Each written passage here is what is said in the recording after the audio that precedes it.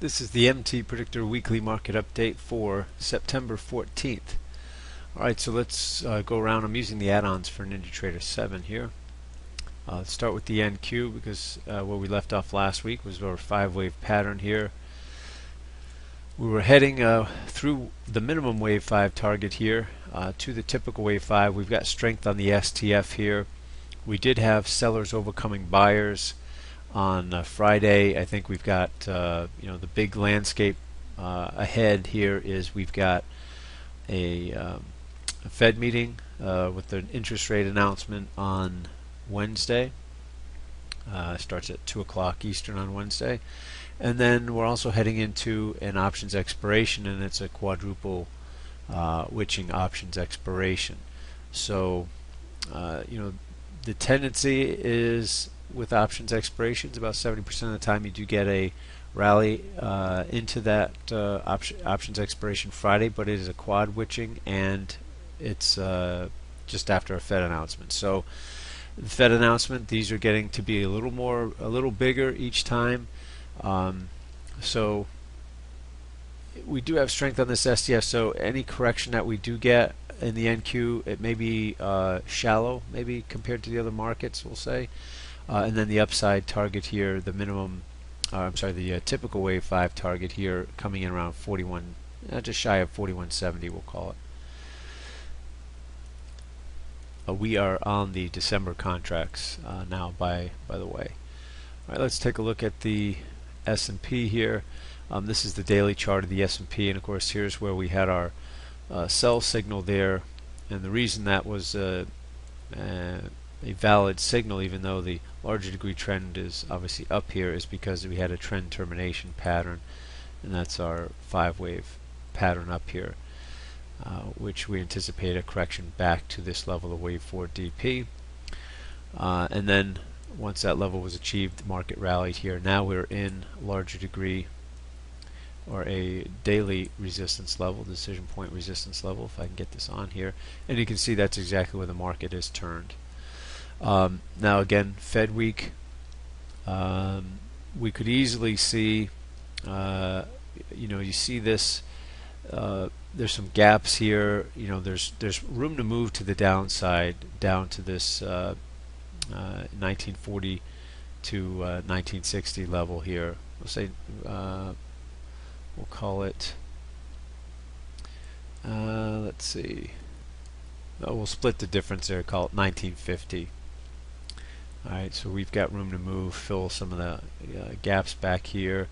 So, and the move could be fairly quick. Now if we do get down into that 1950 level, we'll look at it when it comes in there and see if we get a blue buyer's candle, if we get any high volume spikes coming in, but it may be a buying opportunity if it does kind of flash down there.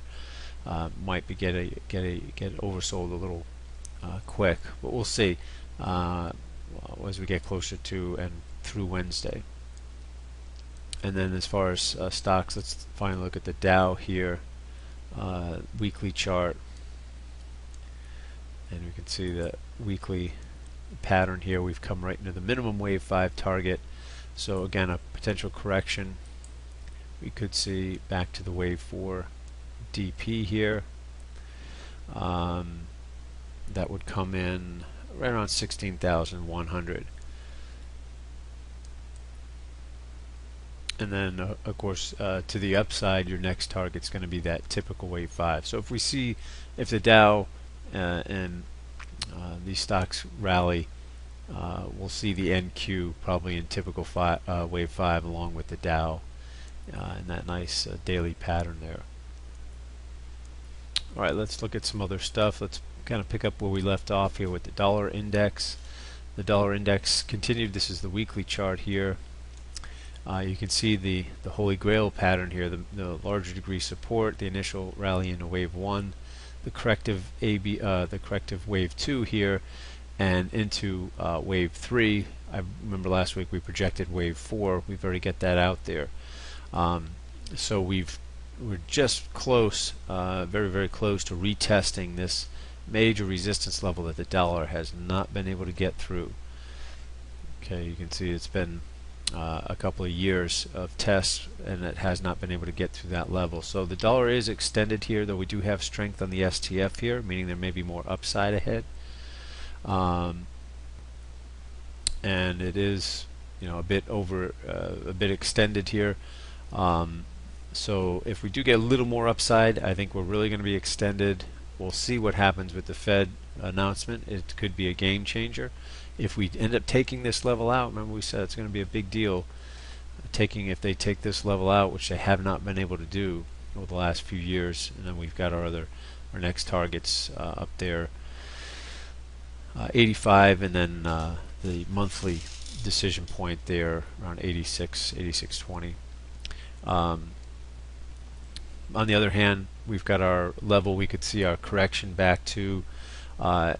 With the strength on the STF, that correction may be a little more shallow, maybe back to 83. That 82 to 83 level here, we could see it get it all the way into the DP here, but with the strength on the STF, maybe just back to the 83, maybe not quite to that level. We'll see. Again, this week will give us a lot of potentially new information on Fed plans. All right. So depending on what happens here, that's obviously going to affect a lot of the the soft commodities, the metals.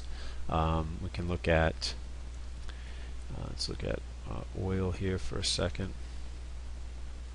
The weekly chart of oil, because you see oil was on a sell signal on the weekly chart.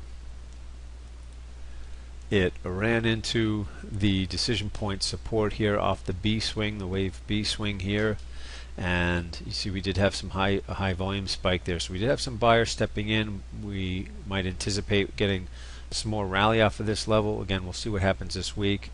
If you are short this, stop certainly to break even. Worst case anyway there. As we were anticipating that we should get some support, maybe some buying coming in, and that's what looks like is happening there. Potentially some professional buying. If we close with if we do not make a new low next week in oil, then I think this is professional buyers stepping in here, and we'll see a bit of a rally here, maybe back to the 95.60 level initially anyway. Alright, let's look at silver here. Again, silver coming down, getting close to the minimum wave 5 target here. Again, right around that 1760, 1770, depending on how good I've got that on the target there. Somewhere in that area, 1780. Anywhere in there is going to be good. If you're short, you can take profit there, or at least begin to trail with the trailing stop, or trail by the candle close highs, something like that. If you want to see if it's going to push through that level, this should be some support down here at this target. The next stop, you've got your typical wave 5 target there. So we'll see. Again, the Fed news on Wednesday will certainly have a potential impact on this market, as well as gold and like I said, the other commodities. And this may be getting a little oversold. We're getting close to, if we take a decision point off of this, we're getting close to some decision point support off of the last swing low there. So that's kind of in between this and the target. So we could come into this decision point and get a rally off of that level. So long as they don't take out the prior swing highs, the downtrend is still intact here. So just be aware of this level. If we do touch into that level, maybe another area to look for taking profits on the short, from the short side there. And then if we do get down into this level, it may be an area we're going to potentially look at to be a buyer there. I might as well look at gold here on the weekly chart as well. Where's my gold chart here? There we go.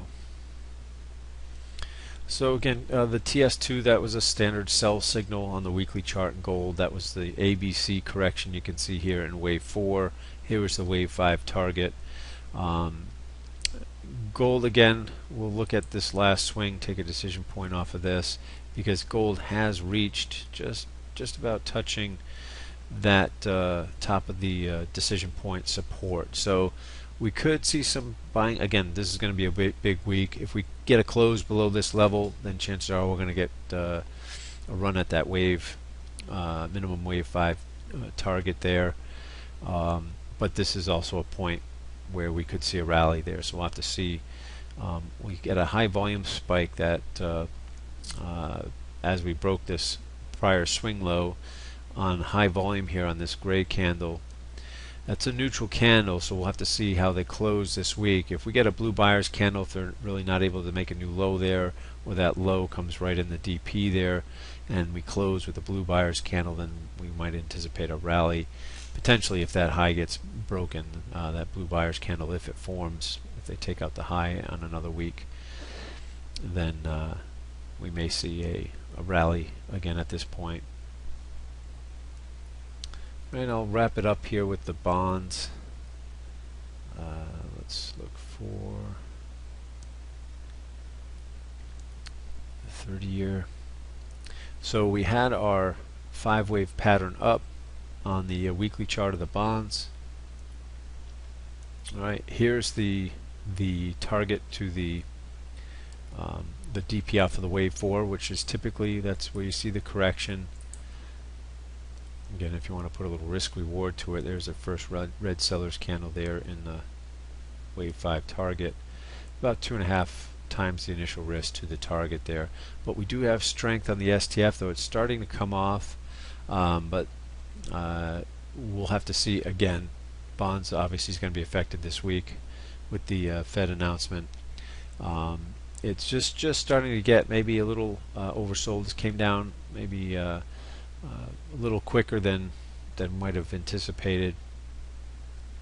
So maybe a little support here, but depending on what happens, here's your target. If your short stops to break even there, we'll see what happens this week. But a nice pattern there in five waves. In a typical correction would be back to this level, the wave 4 DP. Alright, should be an interesting week. We'll see if the volatility also might pick up this week with the Fed meeting, and then heading into that options expiration.